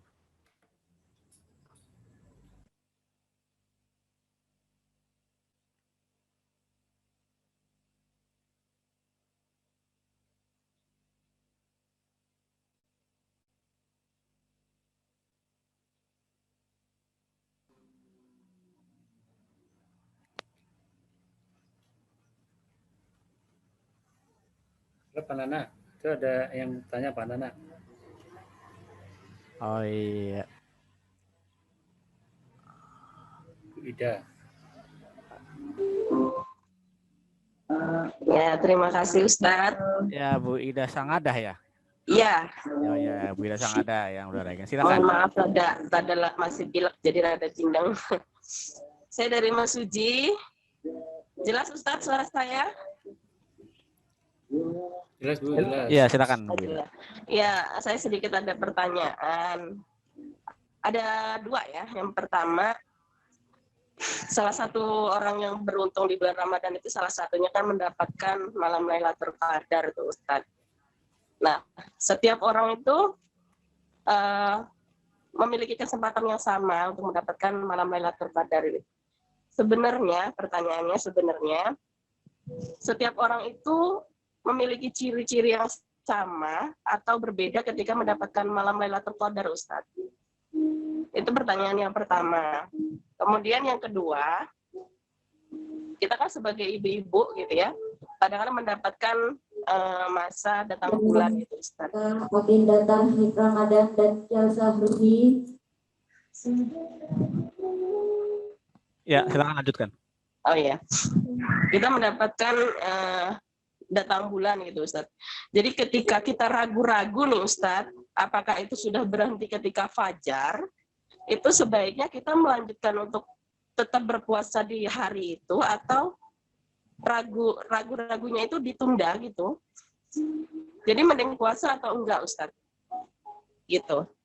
Cukup pertanyaannya dua itu aja. Saya akhiri. Wassalamualaikum warahmatullahi wabarakatuh. Waalaikumsalam warahmatullahi wabarakatuh. Bagaimana Pak Ustadz, mau langsung atau di... Boleh, langsung singkat-singkat kita jawab. Yang pertama baik, tadi silakan Pak Nana langsung. tentang apa? Yang pertama tadi Tanda-tanda Lailatul Qadar ya. Pada setiap orang apakah sama? Yang kedua tadi masalah ragu-ragu manakala datang bulan gitu ya, apakah memilih diteruskan puasanya atau dibatalkan? Mungkin itu ya maksudnya Ibu Ida. Kalau yang kedua itu tentang misalnya berhentinya haid itu ya. sebelum fajar atau pas setelah fajar nih, ragu kan? Terus sebaiknya tetap puasa atau jangan dulu gitu.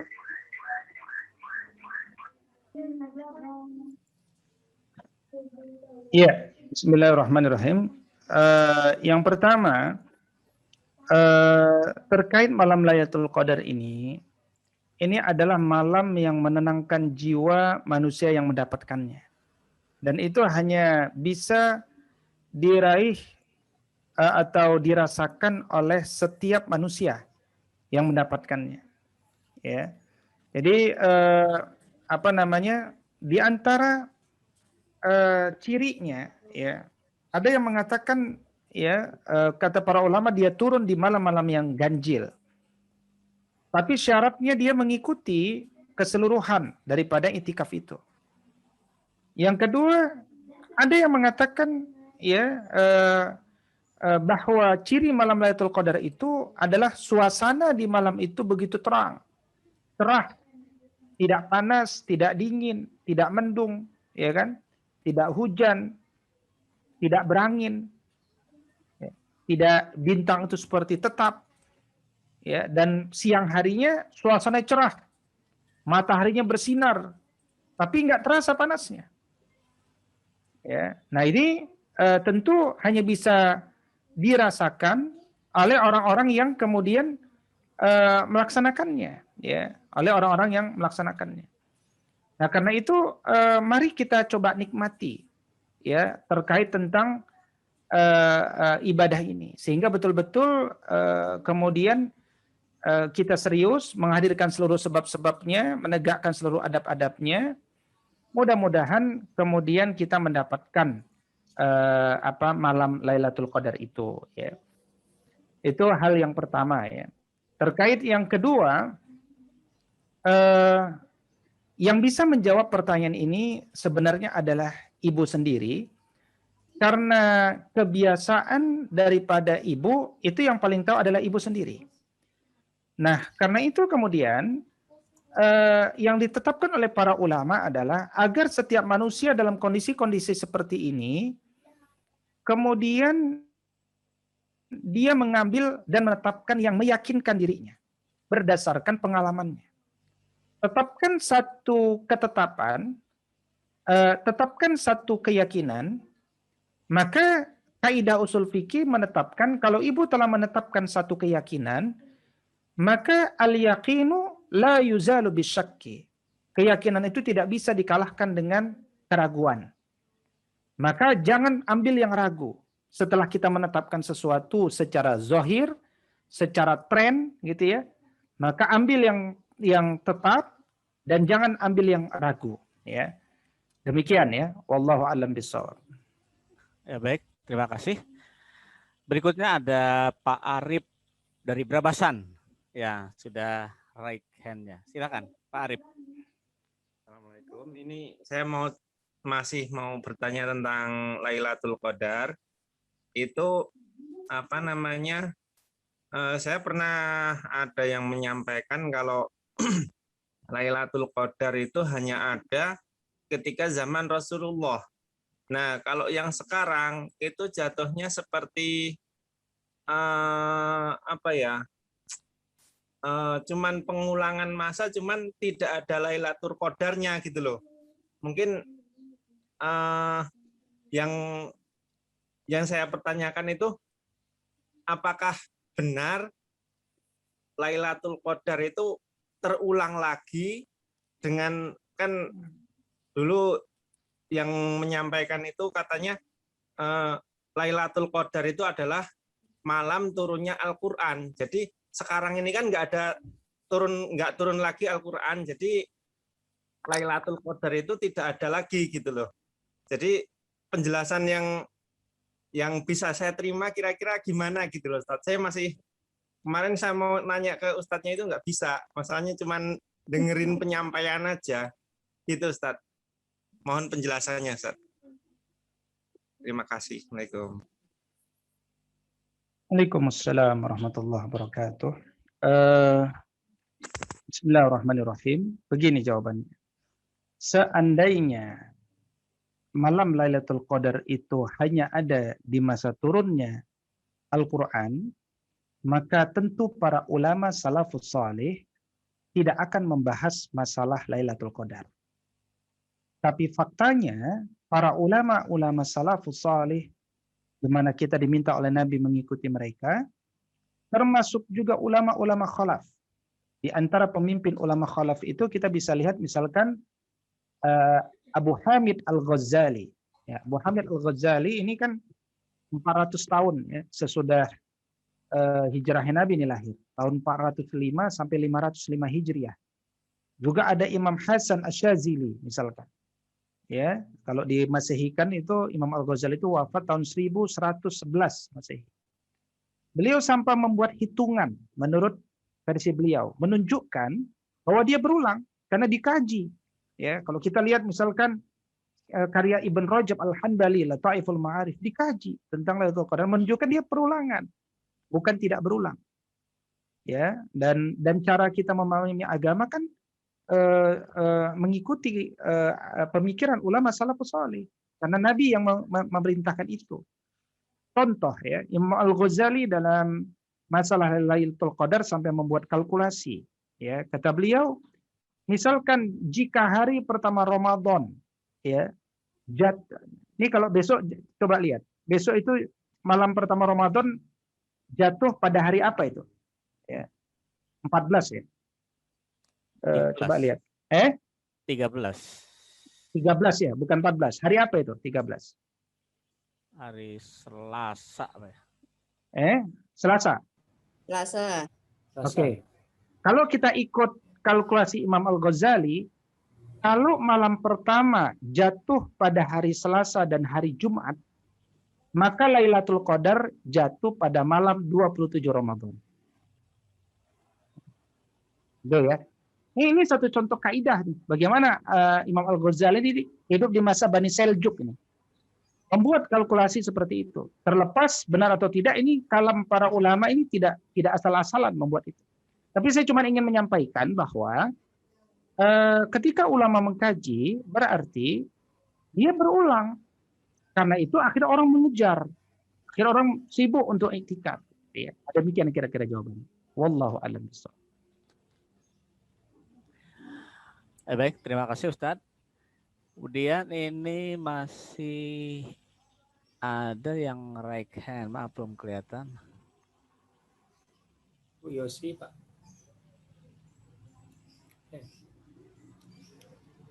Di kolom chat ada Pak Nana? Atau pertanyaan di kolom chat dulu ya Ustadz ya, tentang fidyah. Nah, bagaimana sebaiknya membayarkannya? Kemudian ada lagi tentang apa saja agenda kegiatan berdiam diri di masjid bagi wanita. Nah, itu Pak Ustadz. Itu pertanyaan yang ada di kolom chat. Ya, bismillahirrahmanirrahim. Kepada ibu-ibu yang kemudian yang kemudian iktikaf, maka buatlah area-area ya, lapak-lapak istilahnya di masjid itu, bahwa itu area ibu. Tidak dimasuki oleh area yang lain ya. Itu kebiasaan ummahatul mukminin dan seterusnya, apalagi di masa Covid-19 ini dia hendaknya satu tempat yang khusus ya. Apa yang bisa dilakukan di sana? Tilawah Quran, mentadaburi Al-Quran, berzikir, introspeksi, muhasabah, sholat sunnah, sholat syukrul wudu, dan seterusnya. Ini adalah ibadah-ibadah yang dapat dilakukan. Ya. Dan semua ibadah itu dilakukan di masjid, insya Allah mendapatkan kebaikan. Nah, kemudian yang kedua terkait tentang membayar fidyah. Maka membayar fidyah itu dilakukan secepat mungkin oleh ibu-ibu, diberikan kepada fakir miskin ya, dengan besaran 1 mud.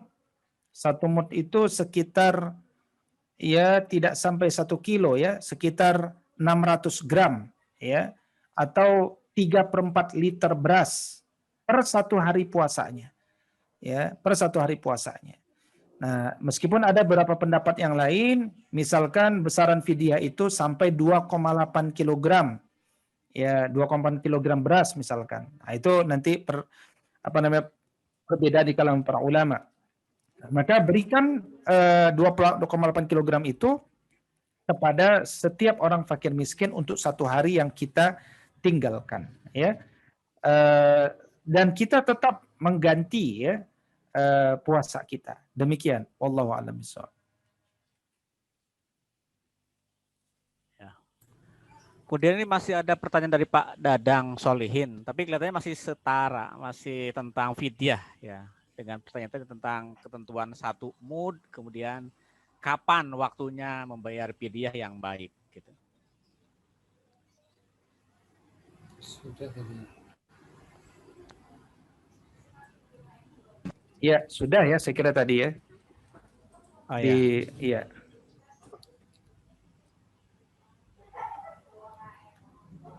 Atau tadi ada yang raise hand lagi, Mbak Yosi ya, maaf nggak kelihatan di sini. Silakan Mbak Yosi. Ya, ya. Assalamualaikum warahmatullahi wabarakatuh. Waalaikumsalam warahmatullahi wabarakatuh. Saya Yosi dari Waikanan, Ustadz. Saya menanyakan yang hampir mirip dengan yang di pertanyaan chat.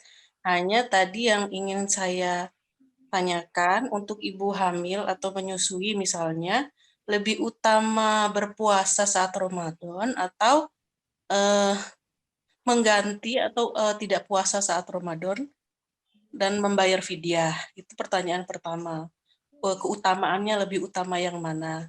Kemudian yang kedua, setelah misalnya tahun ini hamil gitu kan ya, kemudian tidak berpuasa, kemudian tahun depannya kan harus menyusui, masih kecil gitu, atau hamil lagi. Kapan saatnya itu mengganti atau cukup dengan fidyah saja? Mungkin itu saja yang saya tanyakan, Ustadz. Assalamualaikum warahmatullahi wabarakatuh. Waalaikumsalam warahmatullahi wabarakatuh. Ya, persilakan Pak Ustadz.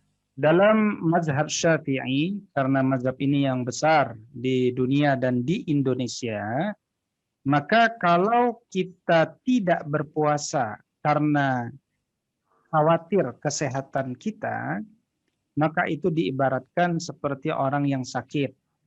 Dia tidak perlu membayar fidyah, cukup menggantinya pada hari yang lain. Kapan menggantinya? Sesegera mungkin. Apakah boleh menggantinya sesudah ketemu Ramadan tahun depan? Boleh, tapi sesegera mungkin, karena dia masuk dalam kondisi hutang. Tidak dilipat gandakan, tetap yang namanya hutang, katakan dia hutang 15 hari diganti.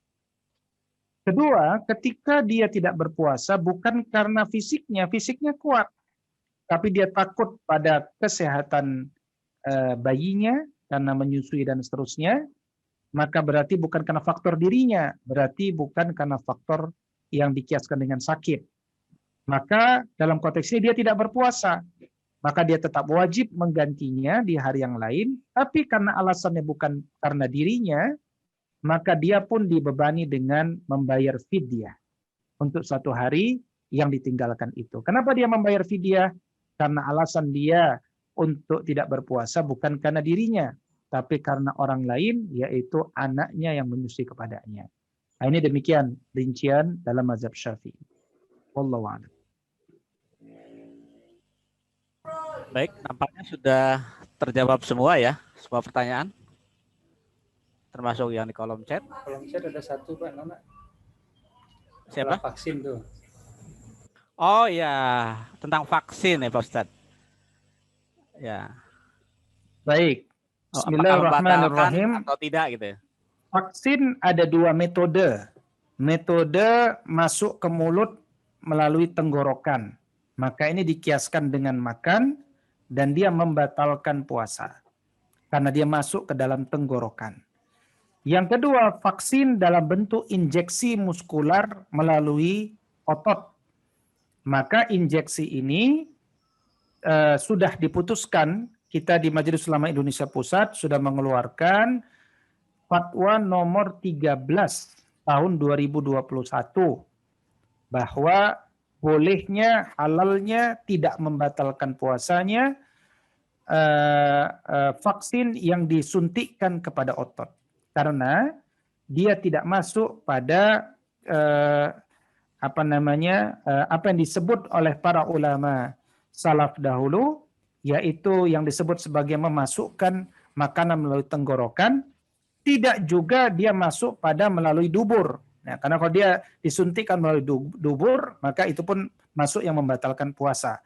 Tapi dia masukkan lewat jalur yang lain, maka ini tidak masuk sebagai makanan. Karena itu selama aspek lainnya seperti dia tetap bisa kuat dalam berpuasa, tetap dapat sehat, maka vaksin itu dihalalkan. Tapi rekomendasi Majelis Ulama Indonesia Pusat hendaknya dilakukan di malam hari. Itu yang terbaik. Demikian. Wallahu a'lam bishawab. Oh ya.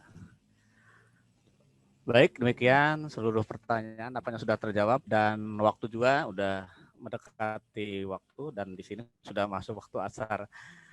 Baik, dipersilakan Pak Ustadz mungkin untuk pernyataan penutupnya dipersilakan. Bismillahirrahmanirrahim. Bagi kader dakwah, setiap momen tidak boleh dilewatkan begitu saja kecuali menambah keimanan kita, menambah pahala kita, menggandakan kesolehan kita kepada umat di sekitar kita. Perbanyaklah memberi kepada masyarakat, baik memberi ilmu maupun memberi harta.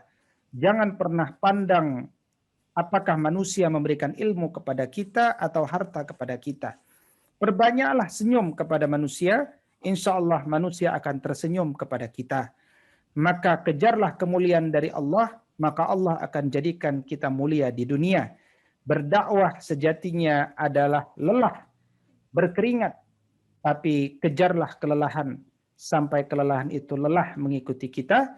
Mudah-mudahan dengan seluruh kelelahan kita ini, ketika kita diberikan waktu cukup istirahat sebenarnya adalah pasca kematian kita, dan kita tidak sedang mati pada saat itu karena roh kita hidup, tapi bersama kelelahan kita di dunia, roh kita hidup dalam kondisi terus-menerus mendapatkan kebaikan, mendapatkan kenikmatan di alam barzakh, dan mudah-mudahan itu pertanda kita dimasukkan ke jannahnya Allah Subhanahu wa taala. Mudah-mudahan Allah kumpulkan kita semuanya di surganya Allah Subhanahu wa taala melalui pintu yang mulia, pintu Ar-Rayyan. Demikian, Assalamualaikum warahmatullahi wabarakatuh. Waalaikumsalam. Amin ya rabbal alamin. Jazakallah khairan. Terima kasih kepada Bapak Ustadz atas penyampaian materinya. Mudah-mudahan apa yang disampaikan beliau menjadi bekal kita, memperkuat motivasi kita untuk semaksimal mungkin beribadah di bulan suci Ramadan ini. Dan kita lanjutkan satu agenda lagi, itu doa yang akan diimi oleh Bapak Ustadz Dadang Solihin. Dipersilakan kepada Bapak Ustadz Dadang Solihin untuk memimpin doa. Assalamualaikum warahmatullahi wabarakatuh. Waalaikumsalam warahmatullahi wabarakatuh. Bismillahirrahmanirrahim. Allahumma salli ala sayyidina Muhammad wa ala ali sayyidina Muhammad. Alhamdulillah rabbil alamin. Hamdan syakirin, hamdan na'imin, hamdan yuwafi ni'amahu wa yukafi'u mazidah. Ya Rabbana lakal hamdu kama yanbaghi li jalali wajhikal karim wa 'azimi sultanik. Allahumma la tada' lana dhanban illa ghafartah wa la hamman illa farajtah ولا دينا إلا قضيته ولا حاجة من هوائج الدنيا واليوم الآخرة إلا قضيتها يا أرحم الراحمين اللهم نور قلوبنا بنور هدايتك كما نورت الأرض بنور شمسك والقمر عبدا برحمتك يا أرحم الراحمين ربنا إننا سمعنا مناديا ينادي للإيمان أن آمنوا بربكم فآمنا ربنا فاغفر لنا ذنوبنا وكفر عنا سيئاتنا وتوفنا مع الأبرار اللهم إنا نسألك علما نافعا اللهم إنا نسألك علما نافعا اللهم إنا نسألك علما نافعا ورزقا واسعا ورزقا طيبا وعملا متقبلا برحمتك يا أرحم الراحمين ربنا هب لنا من أزواجنا وذرياتنا قرة أعين واجعلنا للمتقين إماما. Ya Allah ya Rabbana, ampunilah dosa kami, dosa ibu bapak kami, dosa guru-guru kami, dosa para pemimpin kami, dosa para syuhada, para salafus saleh. Ya Allah ya Rabbana, mudahkanlah kami dalam dakwah, menegakkan kalimat la ilaha illallah Muhammadur Rasulullah. Mudahkanlah kami dalam kebaikan-kebaikan. Mudahkanlah kami untuk menjadikan manfaat untuk umat manusia. Ya Allah ya Rabbana, berikanlah kami kekuatan zahir dan batin untuk selalu mendekatkan diri kepadamu ya Allah ya Rabbana. Ya Allah ya Rabbana, kabulkan semua permohonan kami. Mudahkan kami dalam setiap langkah ya Allah menuju ridha-Mu. Ya Allah ya Rabbana, mudahkan kami dalam kehidupan di dunia dan masukkan kami ke dalam surga-Mu ya Allah, Jannatul Firdaus al-A'la. Rabbana atina fid dunya hasanah wa fil akhirati hasanah wa qina adzabannar wa adkhilnal jannata ma'al abrar ya aziz ya ghaffar ya rabbal alamin. Subhana rabbika rabbil izzati amma yasifun wassalamun alal mursalin walhamdulillah rabbil alamin. Amin ya robbal alamin. Dengan berakhirnya doa maka berakhir sudah seluruh rangkaian kegiatan kita pada kegiatan Tahrib Ramadan ini, Dan sekali lagi kami mengucapkan terima kasih yang sebanyak-banyaknya pada Al-Ustaz Dr. Wido Supraha, MSI, kemudian para seluruh hadirin yang bergabung dalam kegiatan meeting Zoom kita kali ini. Dan saya sebagai pembuat acara mohon maaf atas kesalahan yang terjadi selama membawakan acara ini. Dan akhirnya marilah kita sama-sama menutup kegiatan kita dengan sama-sama membacakan doa kifaratul majelis. Subhanakallahumma bihamdika asyhadu an la ilaha illa anta astaghfiruka wa atubu ilaik. Dan kita sama-sama mengucapkan alhamdulillah. Alhamdulillah. Rabbil alamin. Billahi taufiq wal hidayah. Wassalamualaikum warahmatullahi wabarakatuh.